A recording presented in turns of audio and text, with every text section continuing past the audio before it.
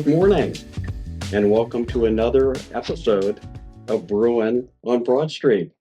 I'm Steve Snyder, entrepreneur in residence here at Gesmer Updegrove. As you probably know, Gesmer is a full-service law firm for the life cycle of tech companies. We've worked with several thousand companies, helping them not only with their legal needs, but helping them with their business needs as well. And that's a connection to today's guest, David Lewis.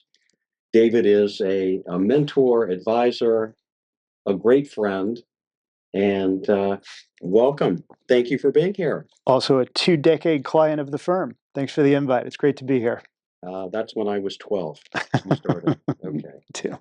I know that you have a 20-year track record of working with leading organizations, driving them, helping them be successful. Tell us about your background and your experience. Yeah, I studied English in college, which qualifies you to do specifically nothing. And it took me a little while to figure out where I wanted to start my career. And after spending time with a lot of different alumni in different areas, I started in direct sales and really enjoyed it. I liked the relationship building. I liked the problem solving. And as I looked for my next role, I wanted to try and increase my impact for the business. Direct sales is great, but you can only make as much impact as you have in your territory. So it led me into product management and engineering and building products, which led me into more go-to-market on product marketing and other marketing roles. And for the last 15 years, I've specialized in partner ecosystems and working with the business to drive all of our routes to market through channels and partners. And through all of the time that we've known each other, I know you to be a terrific mentor and advisor who has created real value for entrepreneurs, particularly early stage entrepreneurs. So tell me what excites you about doing that. Yeah, the learning, personally, if you're going to be selfish about it, I'm a very curious person, like I think a lot of us in the ecosystem, and there's no shortage of great ideas in the economy, but certainly in Boston, where we live and spend a lot of our time. So those interactions of trying to work with people shaping new ideas and getting them to market and seeing the traction take hold and the acceleration value reach more people. It's incredibly rewarding to play a part in that. And the learning and education that you get along the way, especially as dynamic and fast as the world moves now, is at worst continuing education, and at best the opportunity to help others succeed and new people to participate in that value. And as you flow in and around the Boston ecosystem and beyond, I know that you have been an angel investor at times. What types of entrepreneurs and companies particularly grab your interest? Yeah, and a mentor told me a long time ago, find your lane and stay in it. So from an investment and certainly in the roles that I've taken on, I know that I can add the most value in enterprise IT B2B. So most of the investments that I'll make, I'll meet with everyone. I've done consumer projects, I've done healthcare, but I'm probably most proficient in the enterprise IT B2B space.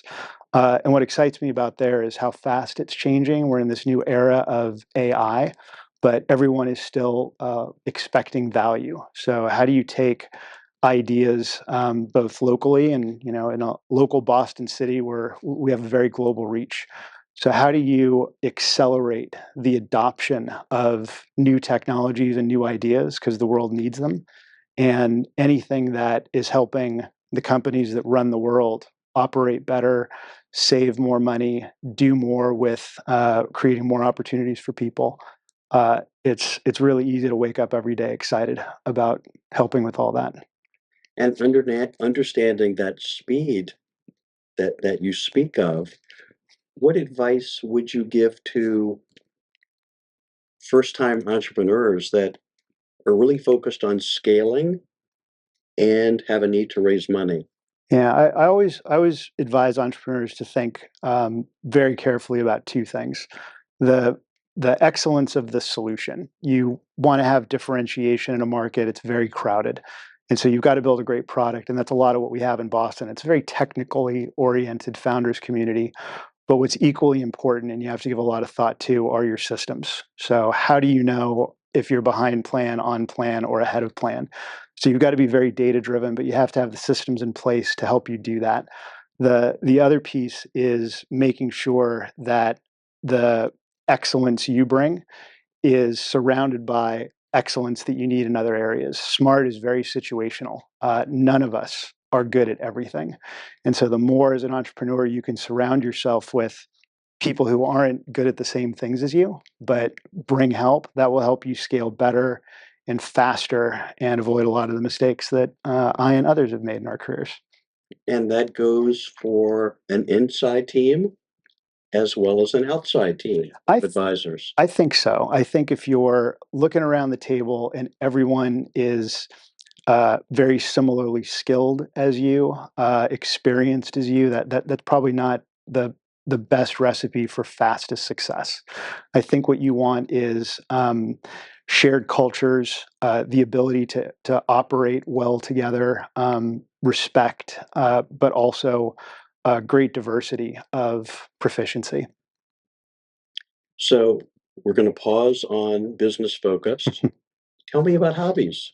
Yeah, you have to balance as hard as we work and as exciting and as fun as all that is. I think all of us are very fortunate and lucky to do what we really enjoy, and we also happen to be good at. I love hiking and biking. We're kind of a deceptively great hiking and biking city in Boston and all over New England. Fall starting in a couple of months, and that will get even better. I really love spending time with family and friends, and getting into travel as much as I have time for. I've been on every continent except Antarctica and Africa, and hope to add those at some point. Favorite place to travel? Uh, for seasons, America has so many great destinations. Everybody talks about our national parks. I'm one of them. Europe, just because coming from the East Coast, it's so close. But the most remarkable trip I've taken in the last few years was New Zealand. I'd never been there before. And in terms of what you can see and experience, there's cities, there's wildlife, there's activities. Uh, if you have an opportunity to go to New Zealand, I would recommend it. That sounds like a great recommendation. All my problems are good ones, Steve. So thank you. Thank you for joining me this morning. Thank you for being a part of Brewin on Broad Street. And thank you. Until the next time, we'll be Brewin on Broad Street.